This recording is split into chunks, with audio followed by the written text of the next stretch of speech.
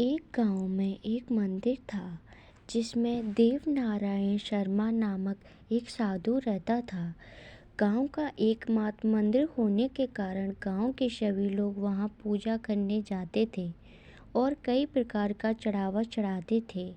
वर्षों से एक साधु मंदिर में पूजा पाठ कर रहा था, इसलिए सब लोग उसका बहुत सम्मान करते थे और उसे भी उपहार स्वरूप कई वस्तुएं प्रदान करते थे, जैसे वस्त्र, खाद्य सामग्री, धन इत्यादि। इस तरह साधु के पास बहुत सारा धन एकत्रित हो गया। वह अपना सारा धन एक पोटली में बांध कर रखता था। उसे अपने धन के चोरी हो जाने का भय था, इसलिए उस पोटली को कभी स्वयं से अलग नहीं करता था। एक दिन उस गांव में एक ठग आया।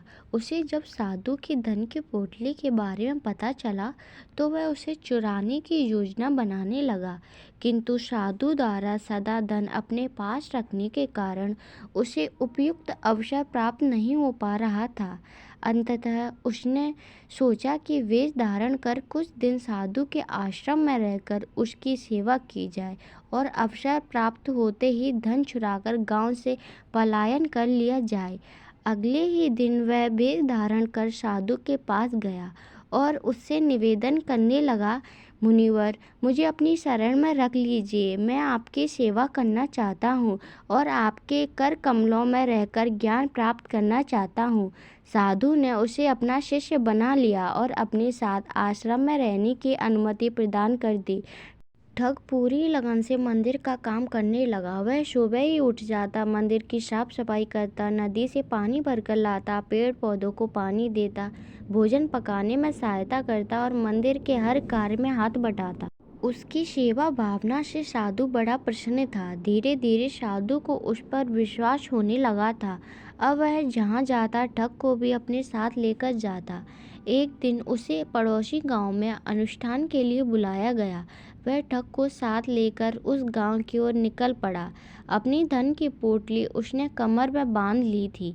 रास्ते में एक नदी पड़ी। साधु ने सोचा कि अनुष्ठान पूर्व स्नान कर लेना उचित रहेगा। उसने अपनी दुशाला के नीचे धन की पोटली रखी और ठग से उसकी रखवाली करने को कह नदी में स्नान करने चला गया।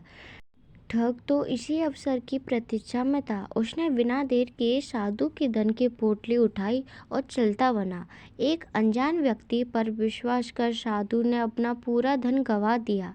सीख: इस कहानी से हमें यह सीख मिलती है कि हमें किसी अनजान व्यक्ति पर इतनी जल्दी विश्वास नहीं करना चाहिए, क्योंकि आजकल लोग दिखाते कुछ और हैं और होते कुछ और हैं। आंख बंद करके किसी पर भी विश्वास ना करें, क्योंकि आज के समय में लोग विश्वास में ही धोखा करते हैं और बाद में हम पछताते रह जाते हैं जब वह हमारा सब कुछ लूट कर ले जाते हैं। इसलिए अगर आप अपने साथ किसी भी व्यक्ति को रखते हैं तो पूरी जांच कर ले कि कहीं वह कोई ठग तो नहीं है। आंख बंद करके किसी भी व्यक्ति पर विश्वास ना करें, फिर चाहे वह आपका कितना ही शुभचिंतक क्यों ना हो।